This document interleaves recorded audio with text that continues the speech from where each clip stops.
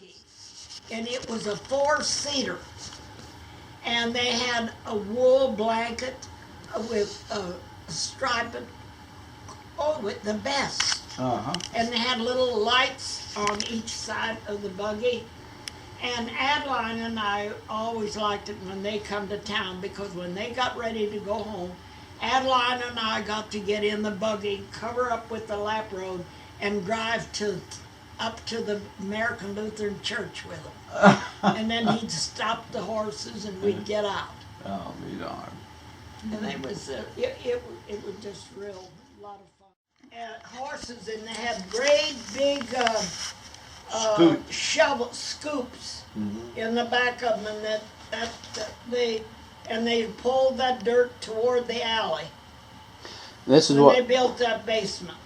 And this is at your house or Grandma's house, yeah. And you watch. And what did they do with that dirt in the alley? Did that become where Grandma's garden was? I don't know where they went with that dirt, unless they filled in around the house. That used to be a peach orchard. It was. That was Cadence that was an apple and peach orchard, and everybody thought that was so awful that all those apple and peach trees were cut down. That's why there was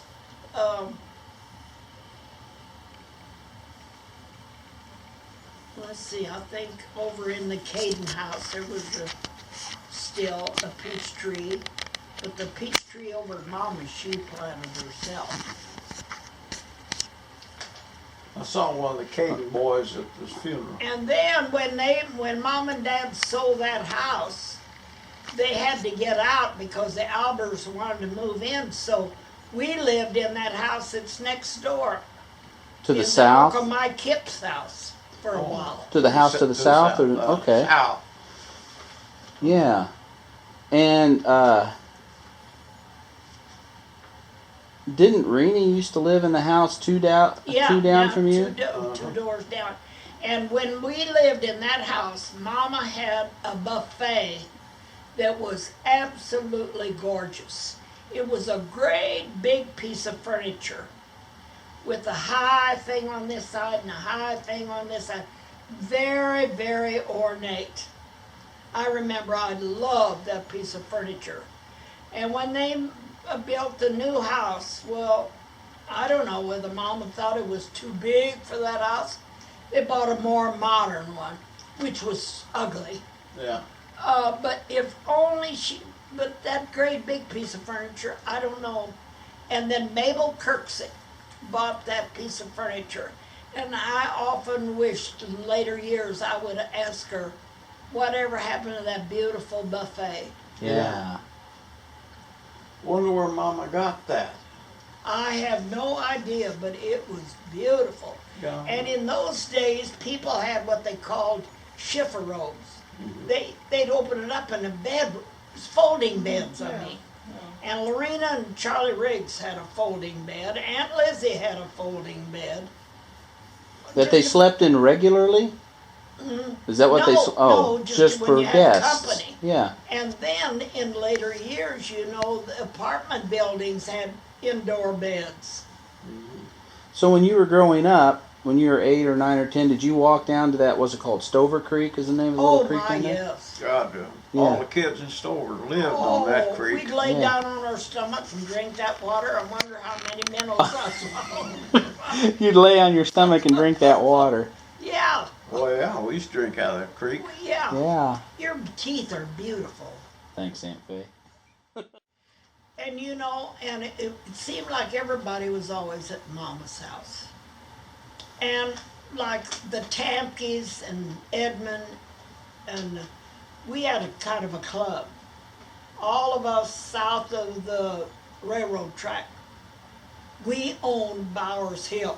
What's Bowers Hill? Well, in back of, there's houses there now, but where Edmund Bauer lived, you don't know where that is. If you stood in Mama's backyard and looked south and a little bit east, there was kind of on top of a hill down across that little branch. Yeah. They even had a clubhouse they put together way up there. It was still there when I was a kid, but it finally fell down. I mean, it was built.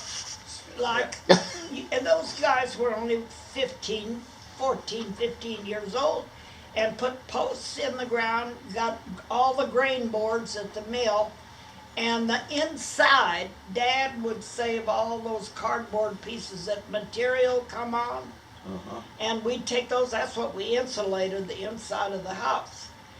And then we played cards and pop popcorn, and we had a stove, but we didn't put anything around the pipe, and it got hot one day, and the ice was froze over on the branch. We couldn't get any water. We had to go down to Aunt Lizzie, and somebody got caught on a wire fence trying to get to Aunt Lizzie's house to get water to put the fire out. And we had for our sink, we had a separator, an old milk separator. I don't know whether you know what it is. Cream separator. Cream separator. Use that. Put a hose on it to run water out in the back. Then the kids from other side of town would come up the hill to sleigh ride, and we'd have a nice warm fire going up there, popping popcorn. They'd come up and warm up, and we wouldn't let them in. Because they weren't from the south Elmo side. Dorman, he always said, I'm going home and lay down in the ditch and die. Who said that? Who? Elmo Dorman. Oh.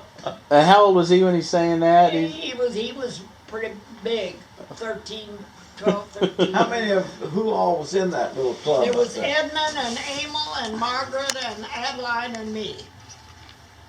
5 months. When you say we play cards. When you say Emil, we really had good clean fun. It was Emil Heisterberg. Okay. So they weren't living down on the farm in Coal Camp yet? No. Where were they living then?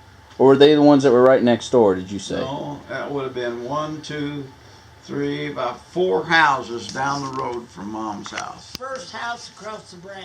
You crossed that little branch down the bottom. Yeah. It was the first house On the left. right? On the left. Okay.